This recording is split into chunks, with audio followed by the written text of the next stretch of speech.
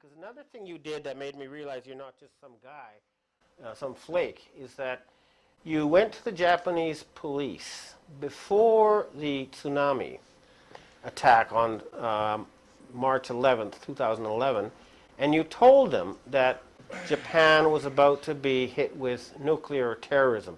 Why did you do that? What was the source of your information? Well, because this 70 kilograms of marijuana that you keep bringing up, I was introduced, you see, through a colleague that I used to work with, to another group who was based in Thailand. And I went to meet these people. They seemed nice enough. I found out, I mean, you have to understand, in this business, I mean, these are heavy-duty, hardcore people, usually ex-military, SAS of the sort, with intelligence connections.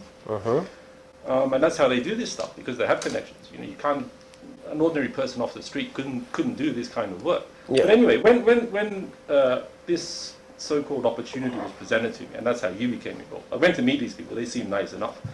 And they took me, blindfolded, in a car, standard procedure, to the place where they were keeping this stuff, the 70 kilograms of stuff. And I still can't understand, to be perfectly honest, why all this happened. But while I was there, I saw a cruise missile. And these people told me that this was one of the cruise missiles that was taken from the Russian submarine Kursk.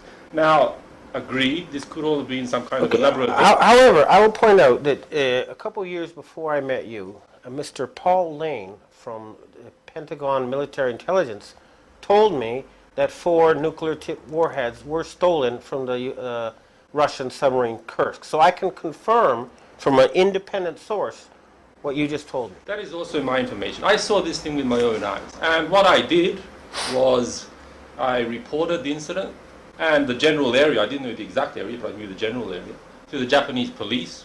I tried to tell as many people as I could, including yourself. I believe you reported in the news. And I also went to the Australian embassy in Tokyo, and I thought this information was very important.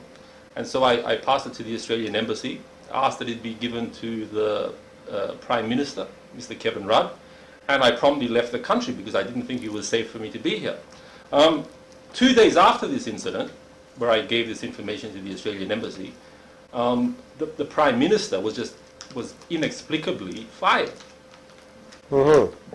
And when you told me that the nuclear missile had been smuggled into a property owned by former Prime Minister Yasuhiro Nakasone in western Tokyo, we traced it to the basement. It was then transported to the basement of the North Korean Citizens Association in Japan, and it was then transferred to the deep-sea drilling ship, the Chikyu Maru, which was drilling, it can drill 10 kilometers into the seabed, and it was drilling off the shore of Japan before the tsunami. And we have one of the